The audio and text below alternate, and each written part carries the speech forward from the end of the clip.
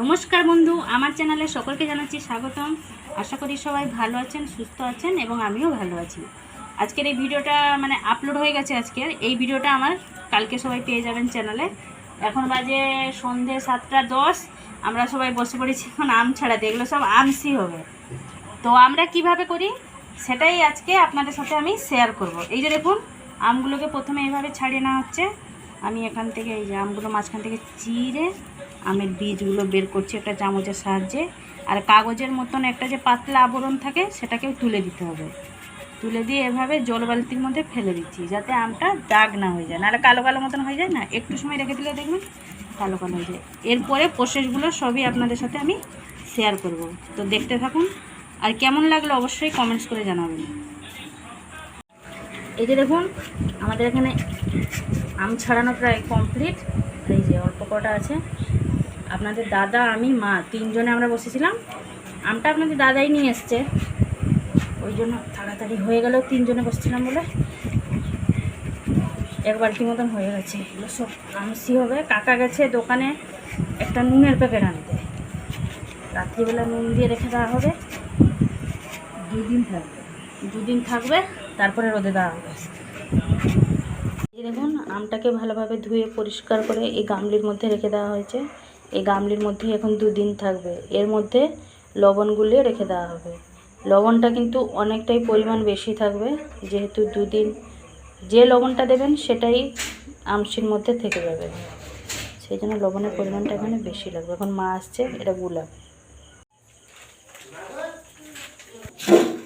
দেখুন, লবণটা দিয়ে মা এভাবে ঝাঁকিয়ে নিচ্ছে, একটুখানি উপর নিচ করে নিচ্ছে যাতে লবণটা সম পরিমাণে সব আমসির মধ্যে ঢুকে যায়।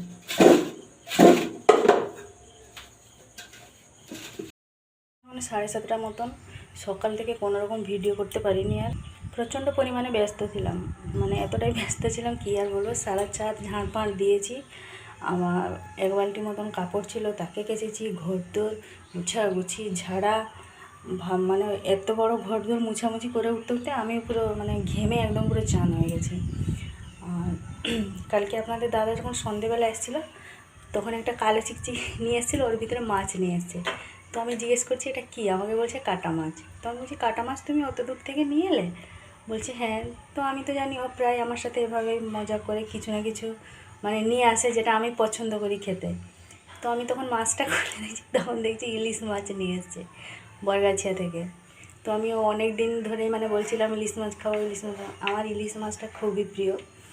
আর আমার বাপের বাড়ি ওদিকে তো ইলিশ মাছটা বলতে গেলে 12 মাসই পাওয়া যায়, মোটামুটি পাওয়া যায়, কিন্তু আমাদের এদিকে তো পাওয়া যায়নি। আমাদের ওদিকে দীঘার ধারে। তো আমার খুবই ভাল লাগে ইলিশ মাছটা, মাছের মধ্যে আমার সবথেকে প্রিয়। তো রাত্রিবেলা আমি আর কোনো রকম কিছু করিনি, একে ধুয়ে নিয়ে একে সোজা নিয়ে ডিপ ফ্রিজে রেখে দিয়েছিলাম। তো আজকে রান্না করব। ডিপ ফ্রিজ থেকে এই মাত্র বের করলাম, সকাল থেকে বের করে রাখবো বলছি, আর টাইমও পাইনি। এর মধ্যে একটুখানি জল দিয়ে রেখে দেবো আমি। বরগাছিয়া থেকে কত করে জানেন তো ইলিশ মাছ? 1000 টাকা করে। এই মাছটারই দাম হচ্ছে 400 টাকা। 400 না, 390 টাকা। 390 গ্রাম আছে, 390 টাকা। 1000 টাকা করে কেজি। তবুও আমি মুখ করছিলাম, আমাকে বলছে তো কী হয়েছে, তুমি অনেক দিন ধরে খাবে বলছিলে, সেই জন্য আমি নিয়ে এসেছি, তাতে কি হয়েছে। শুনুন তো, আজকে টিউশন ছুটি। ওদের ম্যাডাম নাকি কোথায় পুজোতে কিসে গেছে, সেই জন্য আজকে টিউশন ছুটি, কালকে ছুটি, মঙ্গলবার থেকে হলো। ওর ওই জন্য কী খুশি, স্কুল ছুটি, টিউশন ছুটি। 6টার সময় ঘুম থেকে উঠে পড়েছে, উঠে পড়ে টিভি দেখছিল, আমার সাথে ব্রাশ করলো, ব্রাশ করে এখন ওকে ছাত্র শরবত দিয়ে এলাম, খেয়ে আবার টিভি দেখছে। ওর আজকে সব কী আনতে হবে প্রজেক্টের জন্য বলে দিয়েছে ওর বাপিকে, বাপি সব এনে দেবে বলেছে। তো আমি চলে এসেছি এখানে রান্নাঘরে, একটুখানি চা গরম করে মাকে দিয়ে দেবো। মাকে দিয়ে দিয়েছি চা। আর মা কালকে মিষ্টি দোকান থেকে মিষ্টি এনেছিল, সকালবেলা লুচি হয়েছিল, সবাই খেয়ে চলে গেছে। এখন মা আর আমি খাচ্ছি, লুচি আছে। আমি একটুখানি লুচি খেতে ভালোবাসি। মা চা দিয়ে খাচ্ছে, আমি এমনি খাই। আর ওটা হচ্ছে আলু কষা হয়েছিল, আমি আনিনি, এমনি সকালবেলা তো। 11টা বাজে 10 মিনিট বাকি। বাজার থেকে চলে এসেছি, অনেকক্ষণ হলো। এসে একটুখানি পান্তা ভাত ছিল, মা, আমি, আপনার দাদা তিনজনে মিলে খেয়ে নিয়েছি। আর শুনু খায়নি, ওই যে তার প্রজেক্ট নিয়ে ব্যস্ত। ও বলেছিল রঙিন এরকম পেপারগুলো নিয়ে আসতে A4 সাইজে রং বেরঙের, আর ওই গ্লুগুলো আনতে বলেছিল, ওইগুলো এনে দেওয়া হয়েছে। এবার তার বসে বসে তার প্রজেক্টগুলো সব করছে। একটা বুকে করেছে, ওই বুকেটা একটু দেখা হবে। এই দেখো আমার শুনে বুকেটা করেছে নিজেই, আর এখন ফুল করছে মানে সাইডে লাগাবে বলে। আর আমি মশলাগুলো বেটে দিয়ে এসেছি, মা রান্না করবে আজকে। শুধু সেই যে ইলিশ মাছটা সকালবেলা বের করে রেখেছিলাম ফ্রিজ থেকে, ইলিশ মাছটা ভাপা হবে। আর চিকেন নিয়ে এসেছি একটুখানি, শুনু তো আবার কাঁটা মাছ খাবে না, সেই জন্য একটুখানি চিকেন নিয়ে এসেছি। এবার চিকেনটা একটুখানি মানে কষা কষা মতন হবে, একটুখানি মাখা মাখা মতন। আর শাক ভাজা তো হয়ে গেছে আগে থেকে, লোটে শাক। এগুলো হচ্ছে আমাদের আজকে দুপুরে লাঞ্চের মেনু। দেখুন মা রান্না করছে, আমি এখানে বেটে দিয়েছি। চিকেনটা মা রান্না করছে, তারপরে এই যে ইলিশ মাছটা ভাপা করবে। এই যে দেখুন মা এদিকে চিকেনটা রান্না করছে। এই যে দেখুন বেজে গেছে পুরো 12টা, রান্নাবান্না সব কমপ্লিট। বাসনগুলো মেজে মাঝে রেখে দিয়ে এসেছি। শুধু জামা কাপড় দেখুন সকালবেলা কেচেছিলাম, সব এলোমেলো হয়ে পড়ে আছে, এখনও কিছু গুছানো হয়নি। এই যে এইমাত্র সব রান্নার বাসনগুলো মাজলাম, মেজে নিয়ে এসে এখানে রেখে দিয়েছি।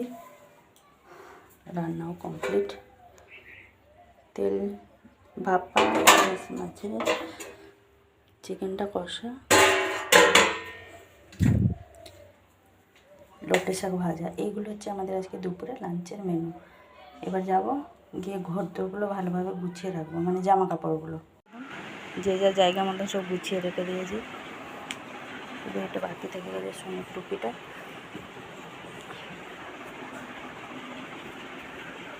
এই যে 12টা 10, এখন একটুখানি আমি রেস্ট নেব।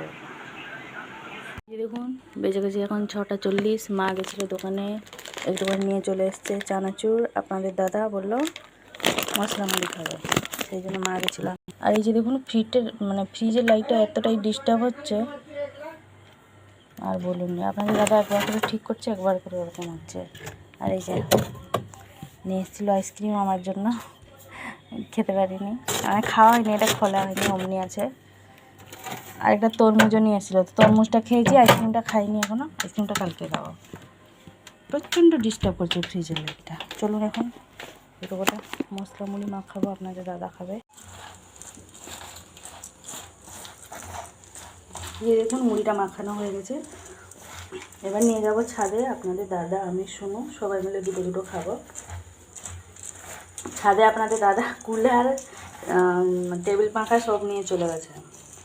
কালকে আমরা ছাদেই ঘুমিয়েছিলাম, শুনু আমি আপনাদের দাদা, আজকেও ছাদে ঘুমাবো। আমাদের ঘরে মানে প্রচণ্ড পরিমাণে গরম হচ্ছে, একদমই ঘুমানো যায় না। মাঠের মাঝখানে ঘর তো, গাছপালা না থাকলে যা হয় অবস্থা। মনে হচ্ছে গ্লোবাল ওয়ার্মিংটা আমাদের ঘর থেকেই আরম্ভ হয়ে গেছে। মুড়ি মাখানো হয়ে গেছে, এবার চলে যাবো ছাদে। এই যে দেখুন এখানে কুলার বসানো হয়েছে, এই যে বালিশ ফালিশ সব নিয়ে চলে এসেছি।